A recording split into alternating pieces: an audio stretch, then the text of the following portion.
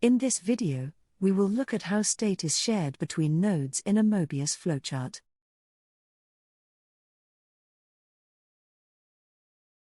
In the theory lecture, we looked at the relationship between shared state and mutability. A data flow graph has data passing through its nodes.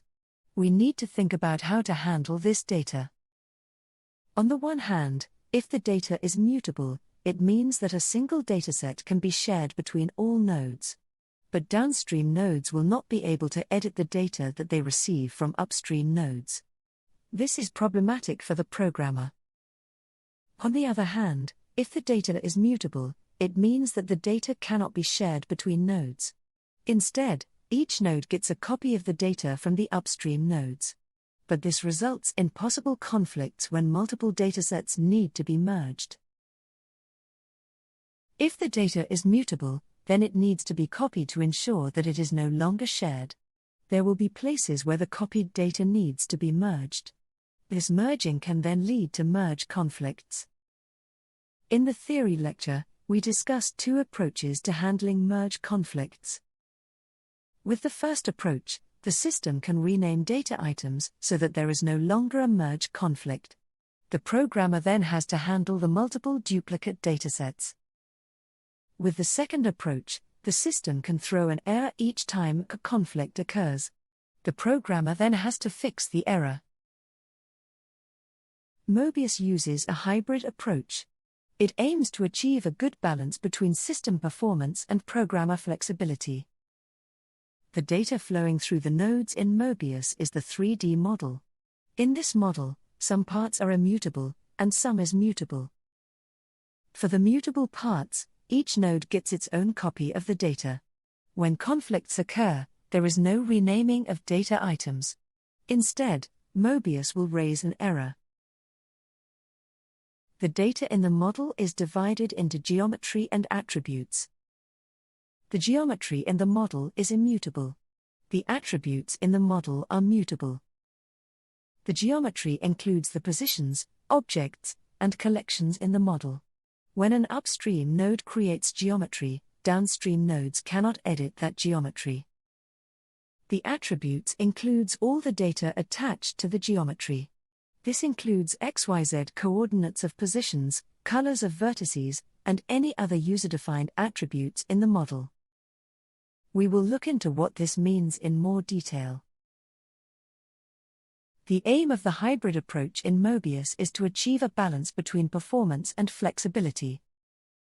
The hybrid approach ensures fast execution, while at the same time offering a flexible programming model. Let's look at an example.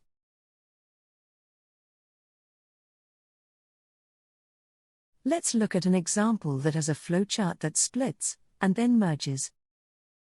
This is a highly simplified example to help to understand how model data is copied and merged. There are four nodes, A, B, C and D. Node A creates a polygon. Nodes B and C do nothing. They have no code them, so they just pass on the model. For this example, their purpose is just to split the data flow. Node D then merges the model from B and C. Node D also does nothing, apart from printing the polygons. The input to node D consists of two models. Each model contains one polygon. When these models get merged, the two polygons from B and C are merged into a single polygon. This is because they have the same ID.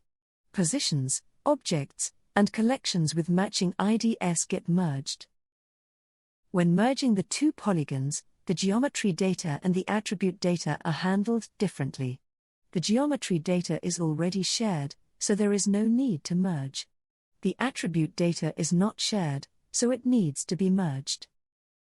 In this case, the attribute data for the two polygons is the same, so there is not conflict. In the end, the output of node D contains just a single polygon. Now let's look at some cases where you can get errors. We will start with immutable geometry.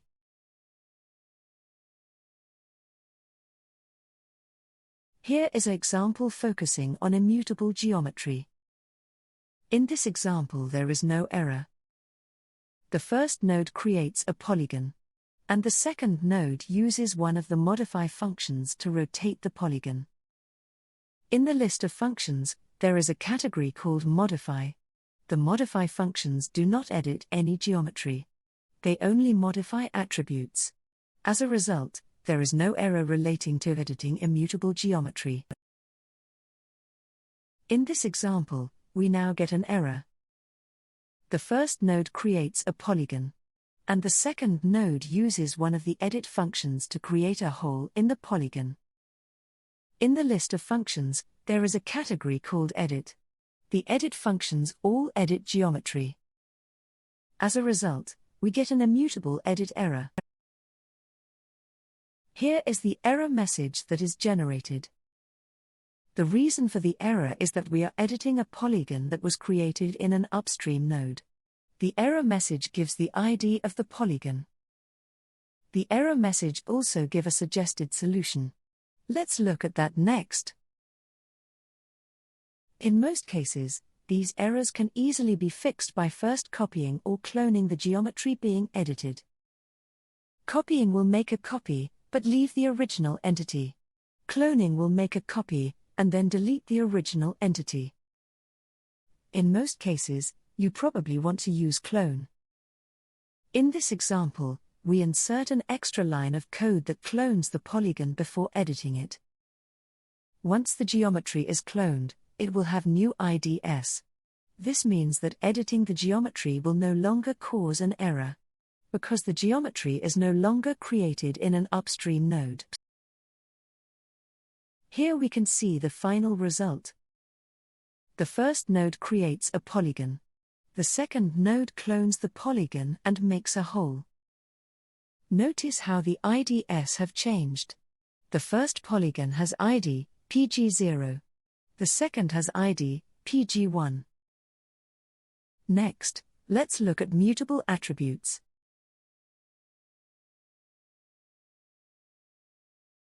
In order to discuss mutable attributes, we need an example where the flowchart splits and merges again.